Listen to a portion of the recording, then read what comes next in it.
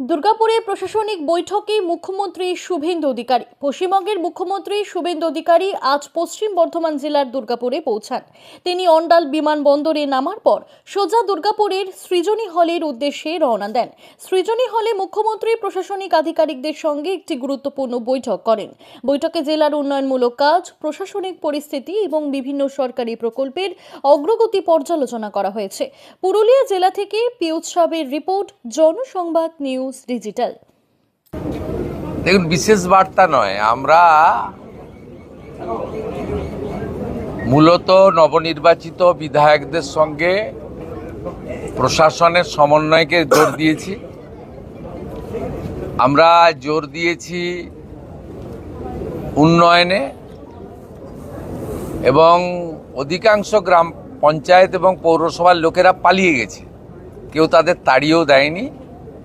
ওদের মধ্যে দুটো গ্লানি কাজ করছে। একটা হচ্ছে ছাপ্পা মেরে জিতেছে, তো মানুষের ভোটে জেতেনি। আর দ্বিতীয় হচ্ছে আবাস যোজনা থেকে শুরু করে ঠিকাদারদের কাছ থেকে এত অগ্রিম নিয়ে রেখেছে, এই যে বিপর্যয়, রাজনৈতিক বিপর্যয়, টাকা ফেরত দিতে হবে, সেই জন্য পালিয়েছে ওরা। কিন্তু পঞ্চায়েত পুরসভা বন্ধ থাকার জন্য সাধারণ মানুষের অসুবিধা হচ্ছে। আমরা আজকে বলে দিলাম যে পঞ্চায়েতে সচিব আছে, সচিব কাজ করবেন। পঞ্চায়েত অফিসকে অচল করে রাখার কোনো অধিকার কোনো ব্যক্তি বা কোনো দলের নেই। পঞ্চায়েত সমিতির তো এক্সিকিউটিভ অফিসার হচ্ছেন বিডিও, তিনি কাজ করবেন। আমাদের সমস্ত স্কিম চালু করতে হবে। তৃতীয়ত, কেন্দ্রীয় সরকারের সমস্ত স্কিমে যুক্ত হয়ে গেছি আমরা। তার সুফল যাতে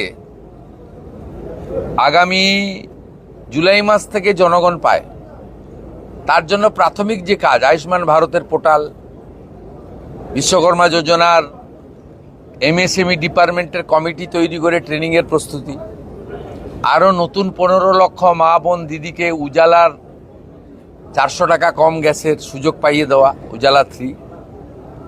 এরকম অসংখ্য জায়গায় রয়েছে যেগুলো নেগলেক্ট হয়েছিল। আর চতুর্থত, প্রি মনসুনের প্রস্তুতি, যাতে ক্ষয়ক্ষতি হয়।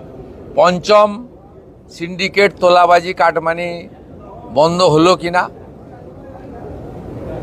সরকারি রাজস্ব আসছে না লিকেজ হয়ে যাচ্ছে।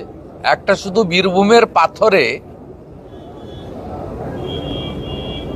30 লাখ টাকা ডেলি রেভিনিউ থেকে 2 কোটি 30 লাখ হয়ে গেছে, এটা 5 কোটি যাবে। ওখানে রেভিনিউ লিকেজ ছিল ডেলি 5 কোটি, মাসে 150 কোটি, বছরে 1800 কোটি।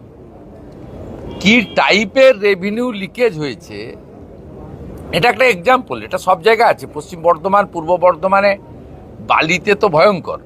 সাথে সাথে এটাও আমরা বলে দিয়েছি, প্রয়োজন হলে বালির রেট বেঁধে দিন, যাতে এই অবৈধ ঘাট বন্ধের সুযোগ নিয়ে সোনামুখীতে 8,000-এর বালি 16,000 বলছে, যাতে সাধারণ গরিব মানুষের কাছে বিজেপি সরকারের ভাবমূর্তি খারাপ হয়, এই চক্রও কাজ করছে। এটাও আমাদের এইসব বিষয়ে অগ্রাধিকারের ভিত্তিতে আমরা করেছি, এবং আধিকারিকরা যাতে মেসেজ পেয়ে যায় যে সরকার কি চাইছে, সেই জন্যই তড়িঘড়ি করে এই মিটিং। এইরকম মিটিং আরও কয়েকটা হবে, যাতে আমরা সম্পূর্ণ করে দিতে পারি গোটা রাজ্যকে।